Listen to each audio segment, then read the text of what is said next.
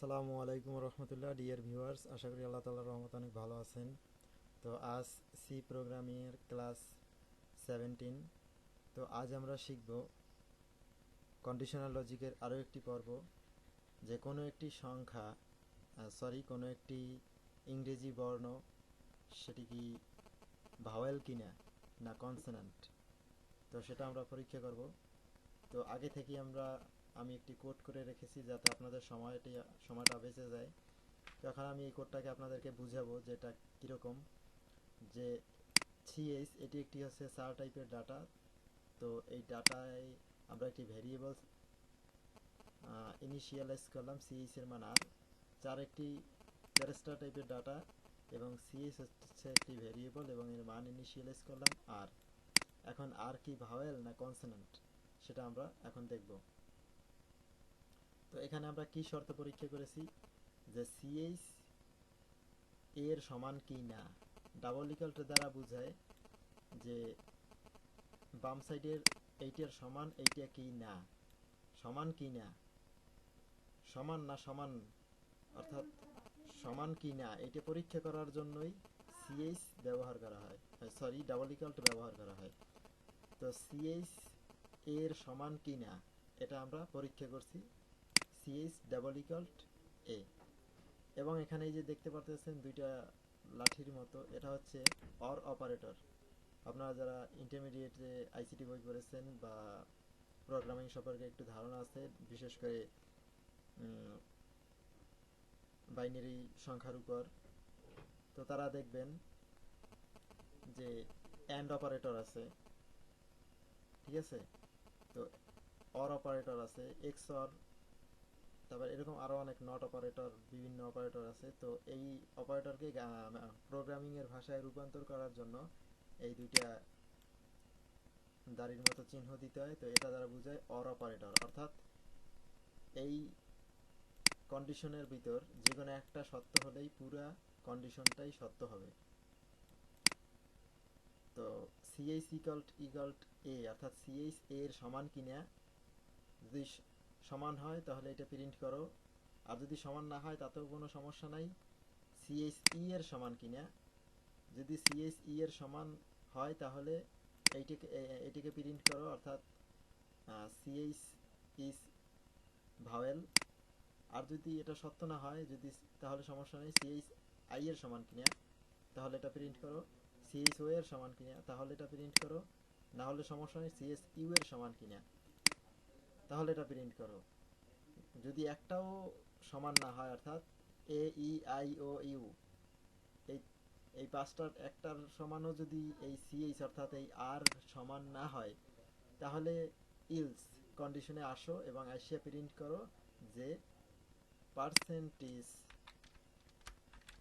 C is consonant, মানে CH হচ্ছে একটি কনসোন্যান্ট। তো আমরা এখন দেখি সি কি কনসোন্যান্ট না ভাওয়েল।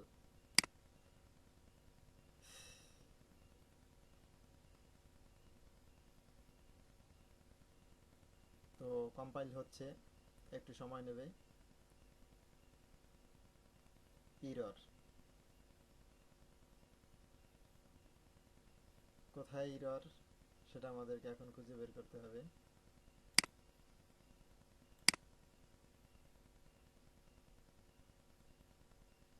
তো হ্যাঁ দেখুন, তো আমরা যদি আবার দেই তাহলে এখানে কি বলছে যে আর ইজ কনসোন্যান্ট। তো আমরা তো জানি যে আর কোনো ভাওয়েল না, সুতরাং এটি একটি কনসোন্যান্ট।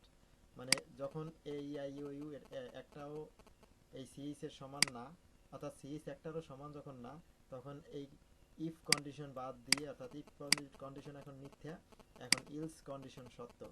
এজন্য ইলস কন্ডিশনে এসে ইলস কন্ডিশনে যেটা আছে সেটা প্রিন্ট করছে। তো এখন যদি আমরা এখানে এ লিখি তাহলে দেখব কি, তাহলে বলতেছে যে এ ইজ ভাওয়েল, অর্থাৎ এ একটি ভাওয়েল। এখন যদি আমরা এখানে ই দেই তাহলে সেটাও বলতে আছে যে ই ইজ ভাওয়েল। কিন্তু আমরা যদি বি দেই তাহলে কি বলবে, তাহলে বলবে যে বি ইজ কনসোন্যান্ট, অর্থাৎ তখন আর এই কন্ডিশন সত্য হবে না, তখন এটি মিথ্যে হয়ে যাবে এবং এই কন্ডিশনটার ভিতর চলে আসবে, চলে এসে প্রিন্ট করবে। এখন আমরা আরেকটি জিনিস দেখি যে বড় হাতের এ, এটিও তো একটি ভাওয়েল, কিন্তু এখন যদি আমরা এখানে কম্পাইল করি তো কি অ্যান্সার দিচ্ছে আমাদেরকে আমরা দেখি।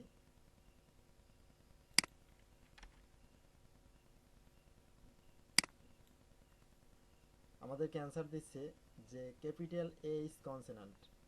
কারণ কি? এর কারণ হচ্ছে আমরা কেবল এই স্মল লেটার এই এ ই আই ও ইউ দিয়েছি, তো এখানে আমাদেরকে আরেকটি কন্ডিশন অ্যাপ্লাই করতে হবে। সেটি হচ্ছে, এটাকে আমরা কপি করে নিলাম। এবার এখানে আমাদেরকে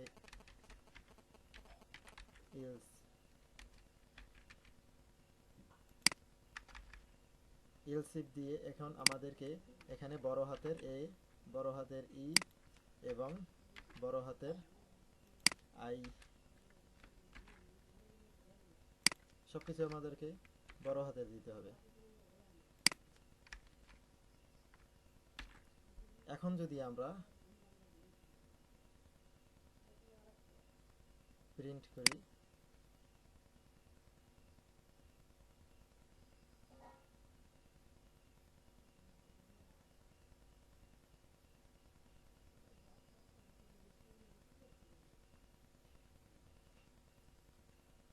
হ্যাঁ, তো এখন আমরা এটাকে রান করে দেখলাম যে এ ইজ ভাওয়েল, অর্থাৎ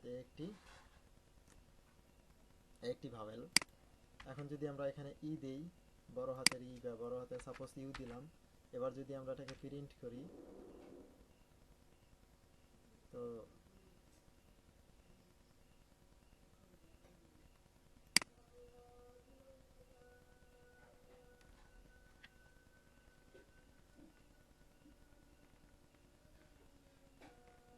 এখানেও দেখাচ্ছে যে ইউ ইজ ভাওয়েল, অর্থাৎ ইউ একটি ভাওয়েল।